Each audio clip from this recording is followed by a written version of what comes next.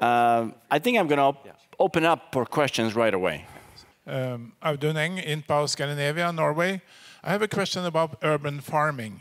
I have two concerns. The first, isn't it more expensive and energy consuming to transport people than food? So if you use these fields in the city for housing, you will reduce the transportation of people, which is more complicated than transporting the food. And the second is that these urban farms seems to be off-the-limit areas. They are close to the public. They are not public spaces. So they can also reduce the capacity for real public spaces in the city. Thank you. So, hello? I think the question is about why should we have parks that are also productive for food rather than more housing? And obviously, it's a balancing act. We do want access to green space, but most of the parks, at least in the United States and in many countries, are primarily grass, a few trees, and they're quite decorative. Why not have them be more productive? And you can see in many cities that they're taking the parks and they're rethinking them. This is landscape urbanism, is rethinking them to make the parks much more productive. So if you're going to have a park,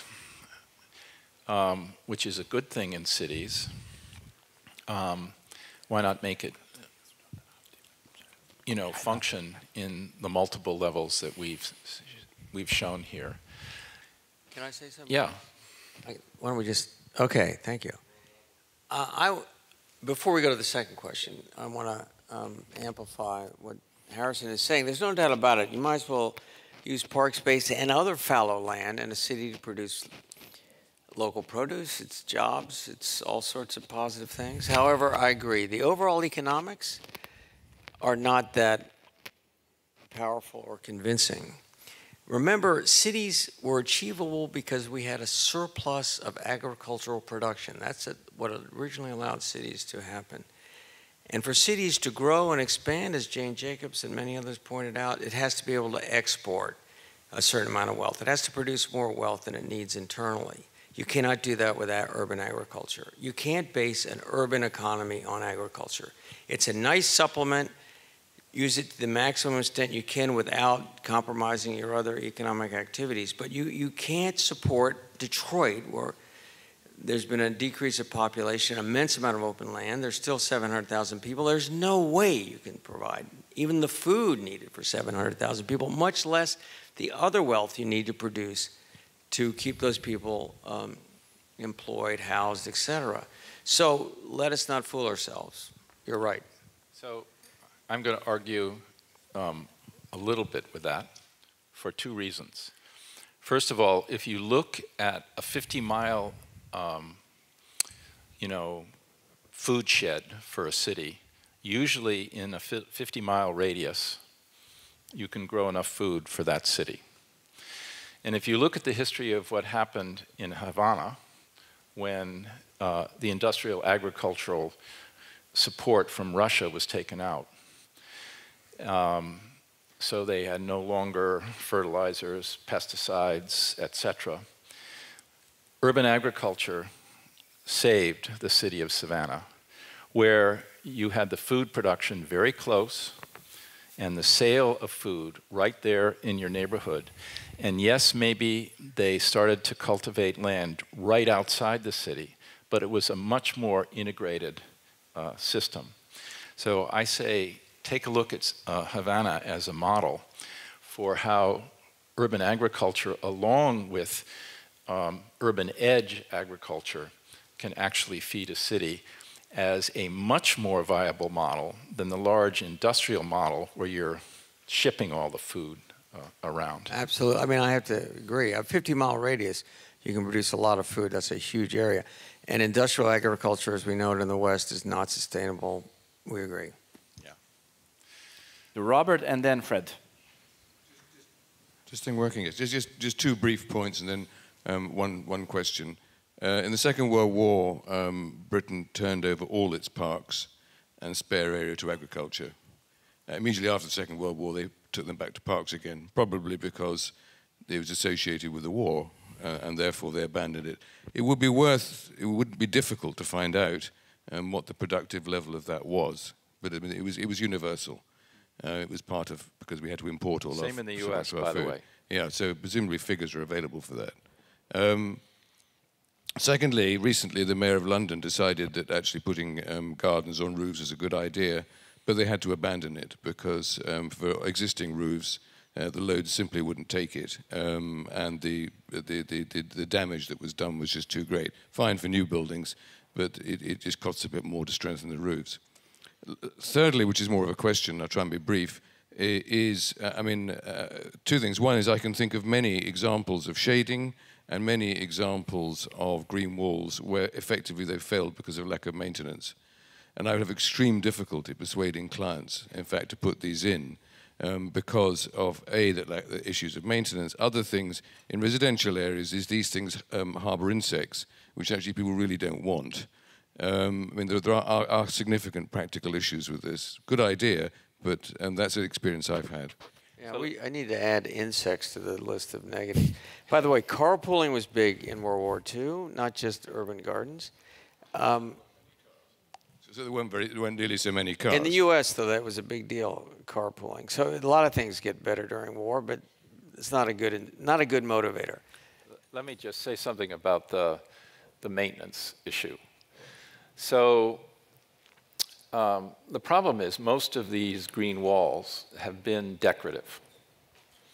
And so either you have to have some sort of corporation that's interested in, maintaining their artwork. But in the case of Phoenix, what was so interesting was the cost of changing the paving material, planting the trees, and installing the green facades on the lower level and painting the roofs white was paid for in 2 years by the air conditioning savings of the buildings and building owners. So the building owners became the people who wanted to maintain this green environment because it meant people would come shopping there and they had a much higher sales rate. The city loved it because they had more tax income. So the economic models and the maintenance models and the institutional structure that can help this to happen are still uninvented. The creative ways that we can implement these things in cities, I don't think have been imagined in any great detail yet.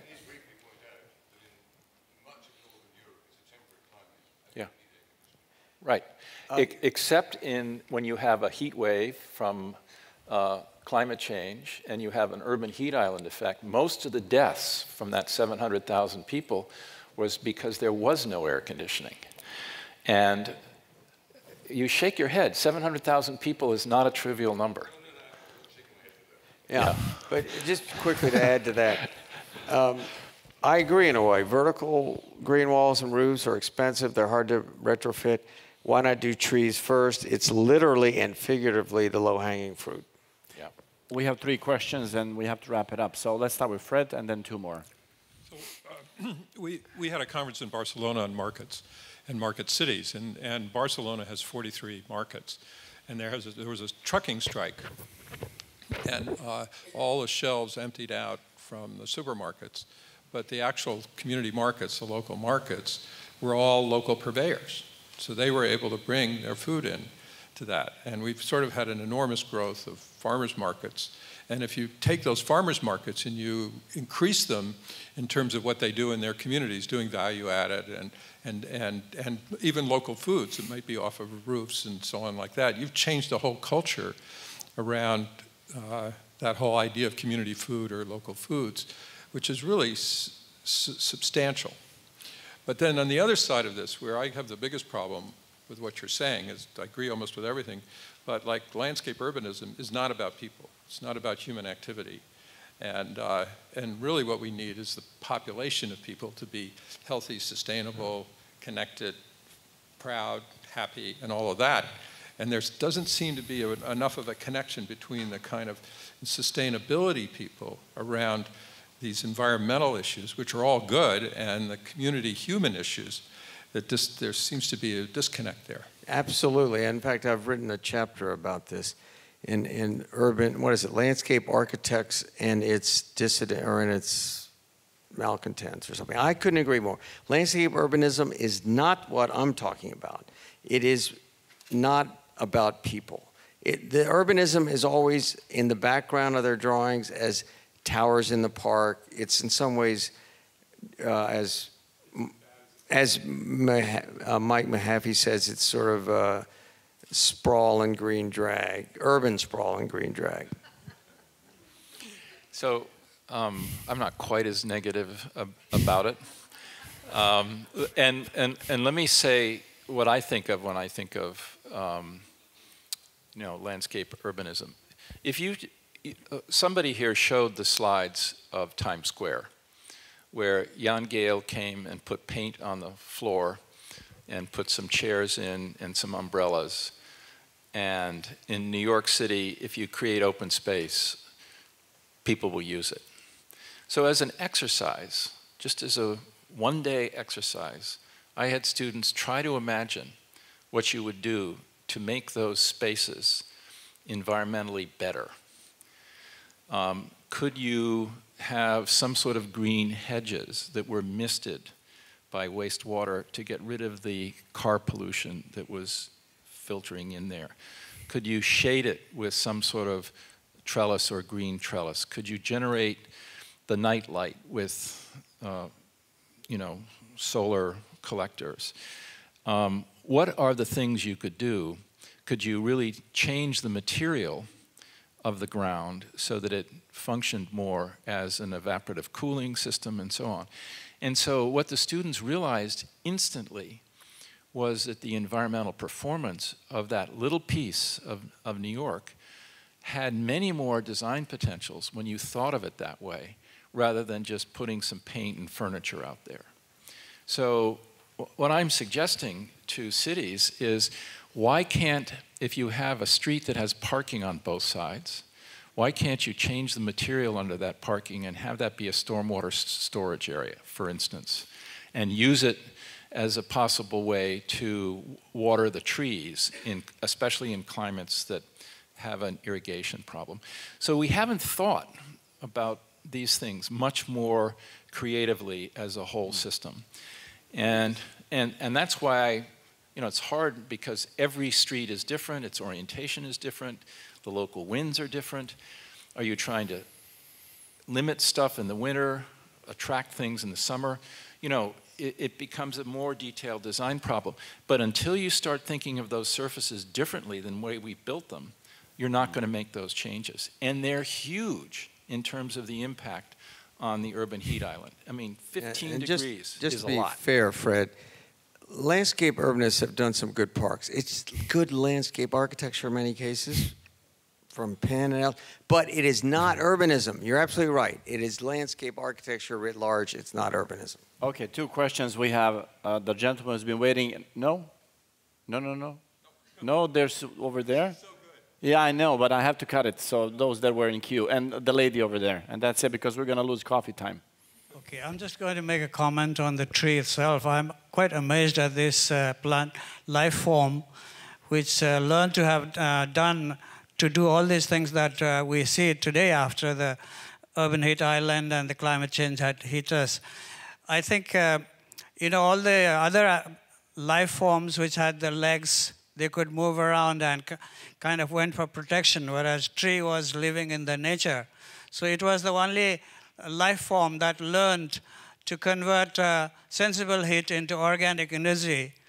And I think when we talk about our civilization, which somehow used technologies that only produce sensible heat, this is an amazing kind of boon to us.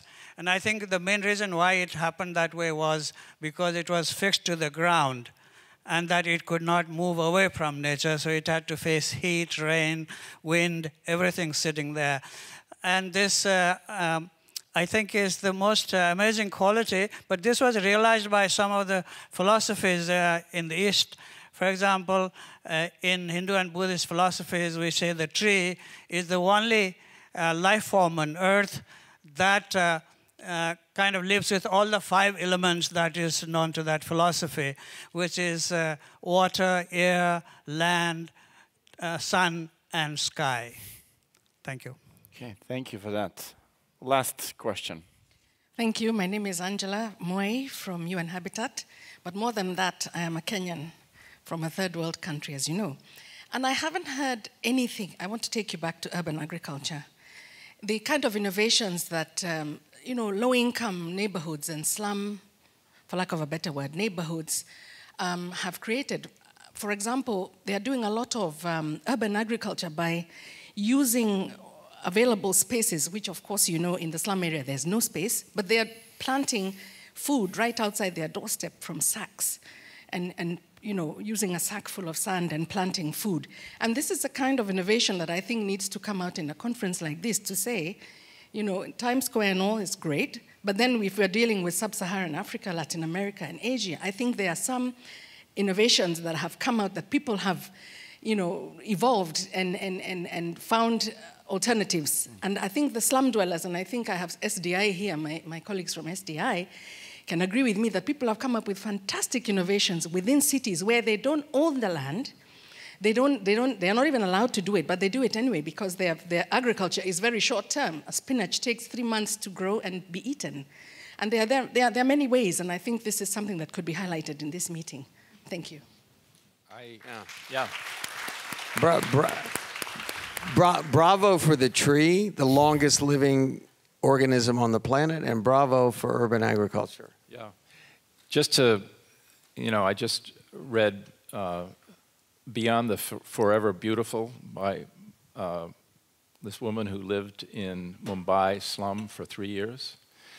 And the internal economies created from the waste and agriculture is what I was implying in my last slide.